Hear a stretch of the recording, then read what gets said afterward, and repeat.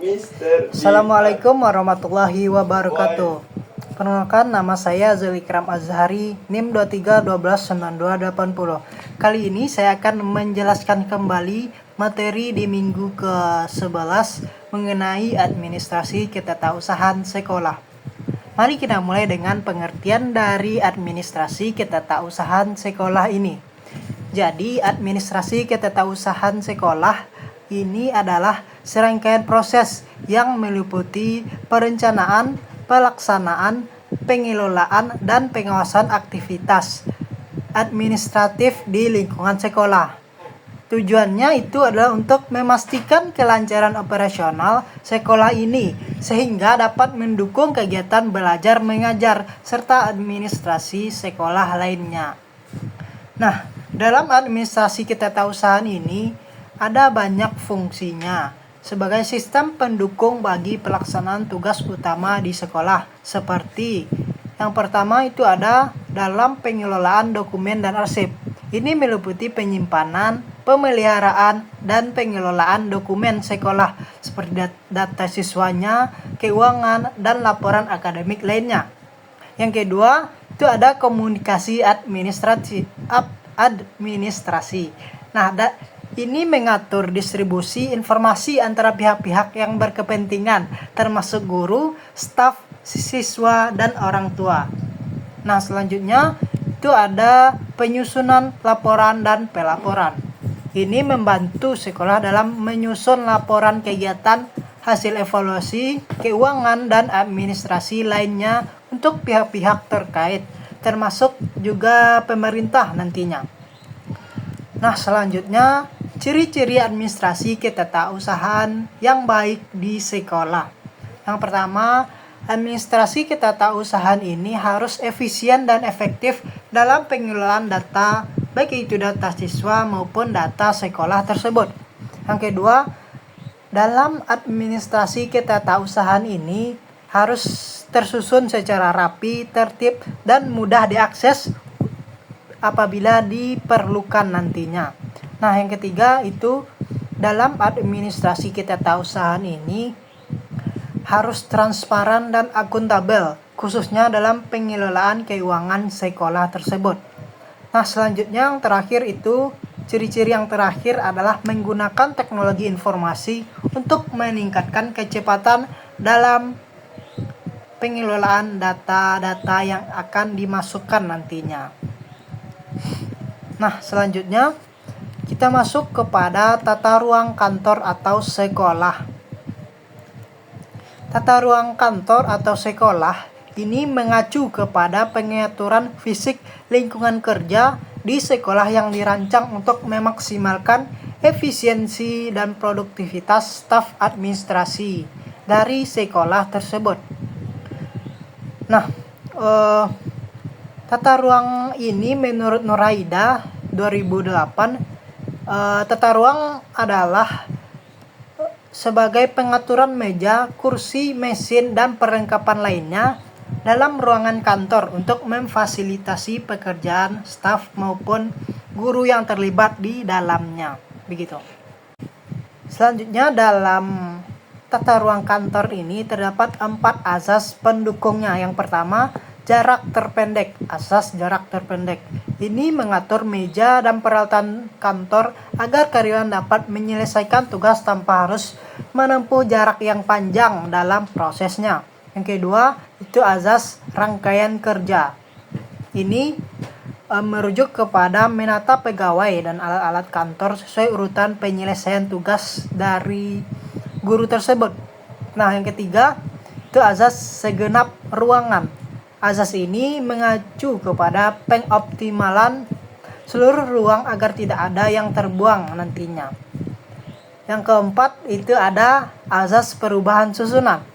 Nah, asas ini mengacu kepada memungkinkan penyesuaian ruang bagi guru secara efisien apabila diperlukan nantinya. Selanjutnya ada konsep tata ruang.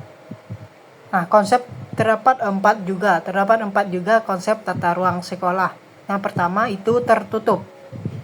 Nah, ruangan kerja terpisah oleh dinding atau penyekat untuk pekerjaan yang memerlukan privasi yang tinggi. Selanjutnya yang kedua itu konsep terbuka. Ruangan ini harus luas tanpa penyekat dan memudahkan komunikasi antar guru di dalam ruang tersebut. Yang ketiga ada panorama. Nah, ruangan yang dirancang ini harus bisa dengan dekorasi alami sehingga menciptakan lingkungan kerja yang nyaman nantinya. Nah, yang keempat itu bersekat. Nah, ruang-ruangan ini dipisah untuk pekerjaan yang spesifik. Nah, selanjutnya kita masuk kepada prinsip dari tata ruang kantor sekolah ini. Ada 5 prinsip. Yang pertama ada prinsip kenyamanan. Ini merujuk kepada ruang kantor harus nyaman untuk bekerja dengan pencahayaan yang cukup dan ventilasi yang baik untuk keluar masuk udara dan suhu ruangan yang ideal dalam prosesnya nantinya. Yang kedua ada prinsip efisiensi. Ini merujuk kepada memastikan jarak antara peralatan atau dokumen-dokumen yang lainnya yang sering digunakan ini tidak terlalu jauh sehingga mudah untuk diakses oleh guru yang terlibat. Yang ketiga itu ada prinsip privasi dan keamanan. Ini merujuk kepada data penting seperti dokumen siswa, dokumen keuangan. Ini harus disimpan di tempat yang nyaman, aman, dan hanya dapat diakses oleh orang yang berwenang saja. Nah, yang keempat itu ada prinsip keterbukaan dan komunikasi. Nah, desain ruangan yang terbuka dapat memudahkan komunikasi nantinya antar personel guru. Nah, sementara ruangan terpisah dibutuhkan untuk rapat atau diskusi penting lainnya. Nah, selanjutnya ada prinsip fleksibilitas. Ini merujuk kepada tata ruang ini harus dapat diubah atau disesuaikan jika ada perubahan kebutuhan di masa depan, seperti penambahan staf, penambahan guru, atau peralatan baru lainnya. Selanjutnya ada 5 komponen dalam tata ruang sekolah ini. Yang pertama ada komponen ruang kepala sekolah, di mana ini tempat di mana kepala sekolah bekerja dan mengadakan pertemuan penting dengan guru-guru ataupun ya itulah. Selanjutnya ada komponen ruang guru. Nah, komponen ini berupa ruang bagi para guru untuk menyusun rencana pembelajaran, berdiskusi dengan guru lainnya, dan istirahat pada jam istirahat. Yang ketiga itu ada ruang tata usaha. Area ini khusus untuk staf administrasi saja yang menangani keuangan, baik itu keuangan, arsip, dan layanan administrasi lainnya. Selanjutnya itu ada ruang rapat. Nah, ruangan ini biasanya digunakan untuk pertemuan dengan guru, staf, atau pihak eksternal lainnya yang terkait. Selanjutnya komponen yang terakhir itu ada komponen ruang penyimpanan. Ini merujuk kepada tempat untuk menyimpan arsip, baik itu peralatan sekolah yang harus tertata secara rapi dan aman. Nah, selanjutnya ada peran guru dalam ketatausahaan sekolah ini. Guru, meskipun peran utamanya mengajar, kan memiliki kontribusi penting dalam administrasi ketatausahaan ini. Nah, peran guru dapat dijabarkan dalam beberapa aspek. Yang pertama dalam menyusun dan menyimpan dokumen pembelajaran. Ini merujuk kepada guru bertanggung jawab untuk menyusun perangkat pembelajaran seperti silabus, RPP, dan laporan penilaian siswa. Nah, dokumen ini harus diatur dengan rapi dan diarsipkan secara sistematis nantinya. Yang ketiga ada sebagai pelaku administrasi kelas. Guru di sini berperan dalam mencatat kehadiran siswanya, membuat laporan perkembangan siswanya, serta mendokumentasikan berbagai kegiatan pembelajaran di kelas tersebut. Nah, data ini akan sering kali dibutuhkan oleh pihak sekolah untuk evaluasi dan pelaporan nantinya. Yang ketiga itu sebagai komunikasi dengan orang tua atau wali. Nah, sebagai bagian dari administrasi, guru turut berperan dalam menyampaikan informasi penting terkait perkembangan maupun kegiatan pembelajaran di kelas tersebut. Nah, data ini akan sering Nah, kegiatan ini juga mendukung transparansi administrasi sekolah tersebut.